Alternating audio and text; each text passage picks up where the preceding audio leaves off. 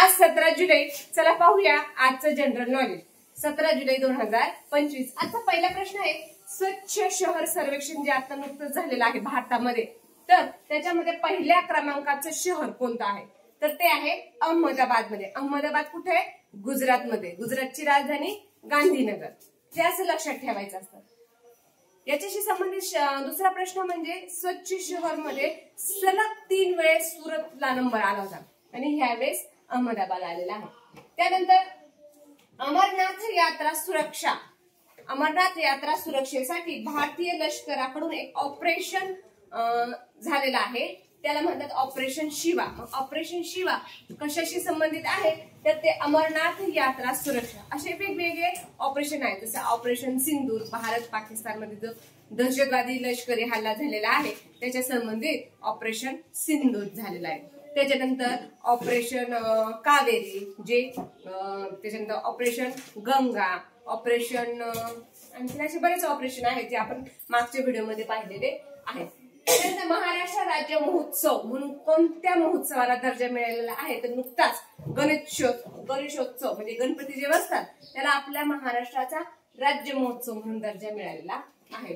आता पुढचा प्रश्न आहे, इस्रोचे अध्यक्ष कोण आहेत? तर इस्रोचे विद्यमान अध्यक्ष आहेत डॉक्टर व्ही नारायणन. मग आता प्रश्न आलेला आहे इस्रोचा, मग आपल्याला इस्रोची माहिती सांगता आली पाहिजे. मग इस्रोचं मुख्यालय कुठे? बंगळुरूला. इस्रोची स्थापना कधी झाली? तुम्ही कमेंट बॉक्स मध्ये लिहू शकता. इस्रोची स्थापना कधी झाली? तर 15 ऑगस्ट 1969 ला इस्रोची स्थापना झालेली आहे. त्याच्यानंतर इस्रोचा लॉंग फॉर्म काय? तर इंडियन स्पेस रिसर्च ऑर्गनायझेशन.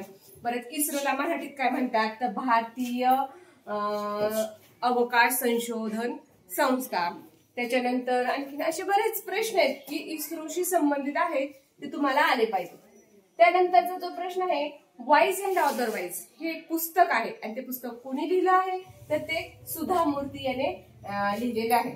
पुढचा प्रश्न आहे, लाभले आम्हास भाग्य बोलतो मराठी. हे वाक्य कोणत्या कवीचं आहे किंवा कोणत्या कवीने लिहिलेलं आहे? तर ते आहे सुरेश भट. यशाशी संबंधित कुठला प्रश्न येऊ शकतो? जसं जय जवान जय किसान कोणी म्हटलेलं आहे. त्यानंतर जय जवान जय किसान जय विज्ञान अटल बिहारी वाजपेयींनी. तुम मुझे खून दो मैं तुम्हें आझादी दूंगा कोणी म्हटलेलं आहे? तर सुभाषचंद्र बोस यांनी म्हटलेलं आहे.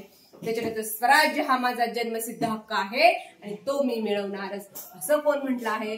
तर लोकमान्य टिळक असं यांनी म्हटलेलं आहे. म्हणजे यांचे हे वाक्य आहेत, उद्गार आहेत आणि ते आपल्याला माहीत असायला हवे. तर जैन धर्मातील पहिला तीर्थकर कोण होता? तर ऋषभदेव हे जैन धर्माचे पहिले तीर्थकर आहेत.